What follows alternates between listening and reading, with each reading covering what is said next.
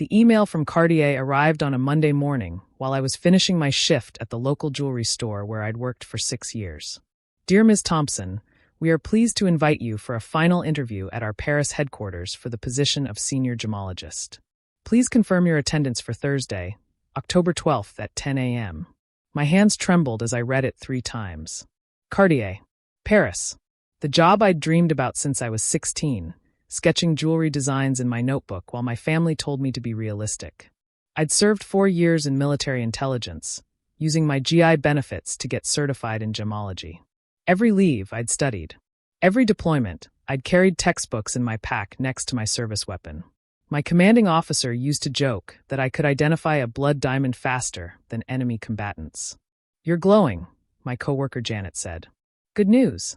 The best, I whispered, still staring at the screen. I drove straight to my brother Kevin's house, where I'd been staying since my discharge 8 months ago. Just temporarily, I'd promised, just until I got on my feet.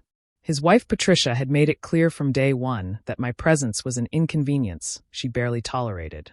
Kevin was at work, but Patricia's car was in the driveway. Perfect. I could pack without her hovering, making snide comments about my life choices. I found her in my room, going through my closet. Can I help you? I asked. She didn't even flinch. Just checking if you're hiding any drugs or weapons in my house. Can't be too careful with veterans. I'm clean, Patricia. You know that. She pulled out my interview suit, the one I'd saved for 6 months to buy. This is expensive. How does someone without a real job afford this? I have a job. Retail isn't a career, Natalie.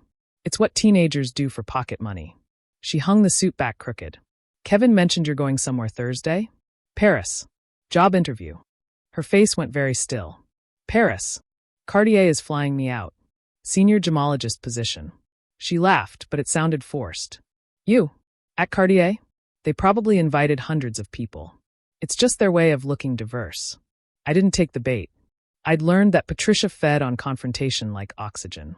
Instead, I pulled my passport from my dresser drawer, checking the expiration date. Still valid for 3 years. Some people aren't meant for greatness, Patricia said, watching me. Some people are meant to stay in their small towns, work their small jobs, live their small lives. There's no shame in accepting your limitations. I'll keep that in mind.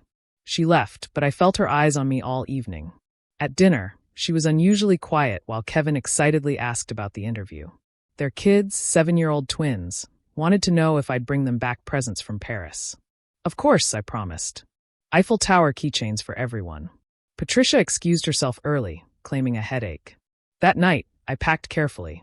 Interview suit, portfolio, certificates, recommendations from my CO and my current manager.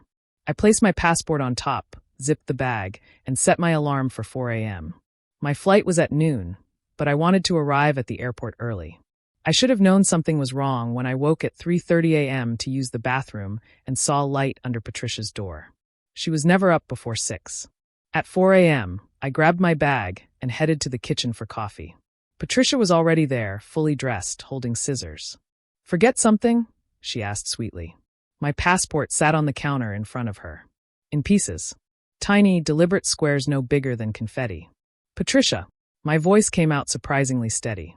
Oops, she said, letting the pieces flutter from her fingers like snow. Clumsy me.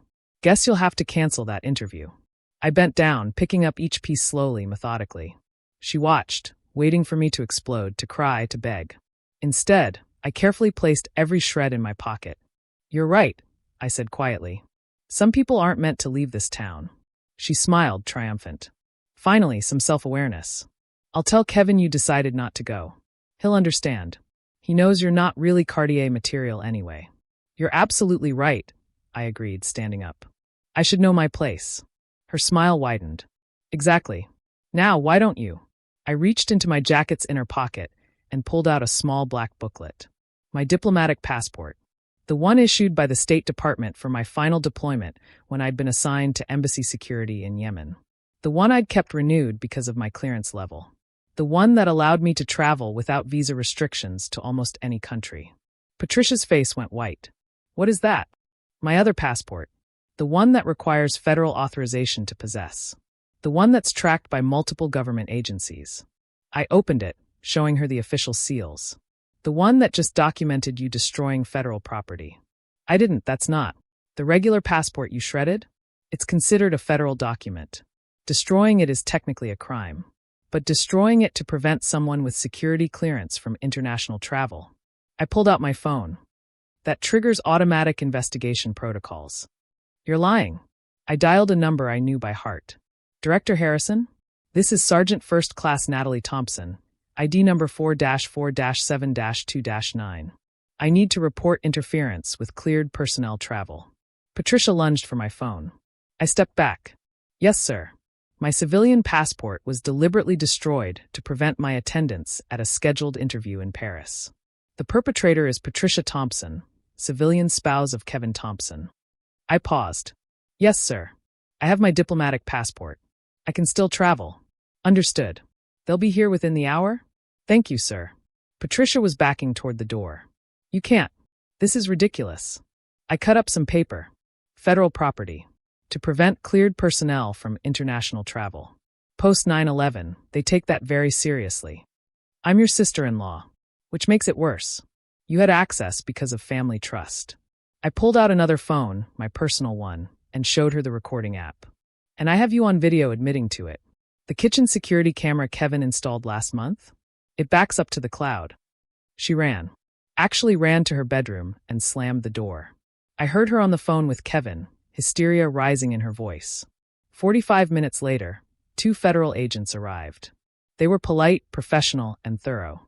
They bagged the shredded passport, took Patricia's statement, through her bedroom door at first since she refused to come out, and downloaded the security footage. Ma'am, Agent Rodriguez said to Patricia, who had finally emerged, destroying a passport is a federal offense under 18 U.S. Code 1543. Doing so to impede travel of security-cleared personnel raises additional concerns. She's lying about the job interview. Patricia screeched. She's making it up. I showed them the Cartier emails, my flight confirmation, even my portfolio. Agent Chin examined everything, then turned to Patricia. You'll need to come with us for formal questioning. Kevin arrived just as they were leading Patricia out. His face cycled through confusion, anger, and finally exhaustion. Nat, what happened? I showed him the shredded passport, the kitchen footage on my phone, explained the interview. His shoulders sagged. She actually did this? I'm sorry, Kevin. He shook his head. No. I'm sorry. I knew she resented you being here, but this. He looked at his wife in the federal agent's car. Go to your interview. We'll deal with this when you get back. I made my flight with 2 hours to spare. In Paris, sitting in Cartier's legendary headquarters, I presented my portfolio with steady hands. The interviewers were impressed by my military background, my gemology certifications, my ability to remain calm under pressure. We've never had someone with intelligence experience, the director said. It's actually perfect for our new anti-counterfeiting division. I got the job. Starting salary, 120,000 euros plus relocation assistance. While I was signing my contract in Paris, Patricia was being processed for destruction of federal property and attempted obstruction. She got 18 months probation, 6 months house arrest, and a $10,000 fine. The investigation also revealed she'd been intercepting my mail for months, including 2 other interview invitations I'd never received. Kevin filed for divorce while she was under house arrest. The twins stayed with him. I sent them Eiffel Tower keychains as promised, along with Swiss chocolates and a photo of me at my new desk at Cartier, the Paris skyline gleaming behind me. Patricia wrote me one letter from house arrest. You ruined my life over a passport. I didn't reply, but I did send her a postcard from Paris. The picture showed the Eiffel Tower at sunset. On the back, I wrote just 4 words. Some people leave town. The truth is, she was right about one thing. Some people aren't meant for greatness. But she got confused about which one of us that was. While she sits in her small town, serving her sentence for a small, petty crime, I'm here in Paris, appraising diamonds that cost more than her house. My diplomatic passport sits in my safe now, renewed and ready. I don't need it for travel anymore. My new position comes with its own credentials. But I keep it as a reminder that sometimes the best backup plan is the one your enemy never sees coming. Patricia thought she was shredding my dreams along with that passport. She didn't realize she was actually shredding her own freedom, one federal crime at a time. And the investigation she triggered? It's still ongoing. Turns out, Destroying mail is also a federal offense. Some people aren't meant to leave their small towns. But that's usually because they're wearing ankle monitors.